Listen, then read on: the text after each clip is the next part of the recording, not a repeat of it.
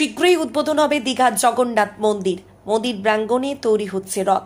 পুরীর আদলে দীঘায় তৈরি করা হচ্ছে একটি জগন্নাথ মন্দির। চলতি বছরের এপ্রিল মাসে এই মন্দিরটির উদ্বোধন হওয়ার ঘোষণা করেছিলেন রাজ্যের মুখ্যমন্ত্রী মমতা বন্দ্যোপাধ্যায়। ঘোষণার পর তোড়জোড় পড়ে প্রশাসনিক মহলে, কিন্তু লোকসভা নির্বাচনের ঘোষণা হয় থমকে যায় উদ্বোধনের কাজ। নির্বাচনী প্রচারে এসে মুখ্যমন্ত্রী মমতা বন্দ্যোপাধ্যায় জানান, দীঘার জগন্নাথ মন্দিরের নির্মাণ কাজ প্রায় শেষের পথে। ভোট শেষ হলেই মন্দিরের উদ্বোধন হবে। উদ্বোধনে সকলকে উপস্থিত থাকার কথাও ঘোষণা করেন মমতা বন্দ্যোপাধ্যায়। আগামী 7ই জুলাই রথযাত্রা উৎসব। প্রতি বছর রথ চলে, এবারেও রথ চলবে। নতুনভাবে বড় আকারে একটি রথ নির্মাণের কাজ শুরু হয়েছে মন্দির প্রাঙ্গণে। রথযাত্রার আগে কি দীঘার জগন্নাথ মন্দির উদ্বোধন হবে তার সঠিক উত্তর পাওয়া যায়নি। পর্যটকদের জন্য দীঘাতেই জগন্নাথ মন্দির তৈরির কথা ঘোষণা করেছিলেন রাজ্যের মুখ্যমন্ত্রী মমতা বন্দ্যোপাধ্যায়।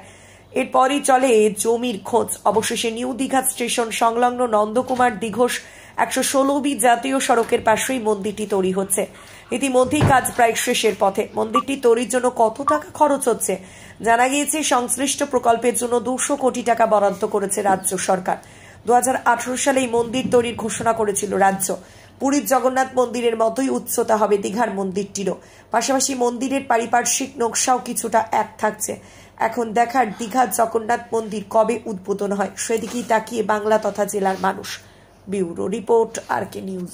না, আমাদের দীঘাতে যে রথ মন্দির মানে আমাদের জগন্নাথ মন্দির হচ্ছে, সেই জগন্নাথ মন্দিরের ক্ষেত্রে আমাদের শিল্পীরা দিন রাত ধরে কাজ করে যাচ্ছে এবং তাকে সম্পূর্ণ এখনো পর্যন্ত হয়নি, আরও কিছু কাজ বাকি আছে এবং রথযাত্রার জন্য তার জন্য রথও তৈরি কাজ চলছে। কিন্তু বাংলার মুখ্যমন্ত্রী মমতা বন্দ্যোপাধ্যায় তিনি পরিষ্কার বলেছেন, যতক্ষণ পর্যন্ত মন্দির সম্পূর্ণ না হবে তার আগে আমি মূর্তি স্থাপন করব না। আমাদের মূর্তিও চলে এসছে, মানে উল্টো রথও তৈরি হচ্ছে, মন্দিরও নির্মাণ কাজ চলছে।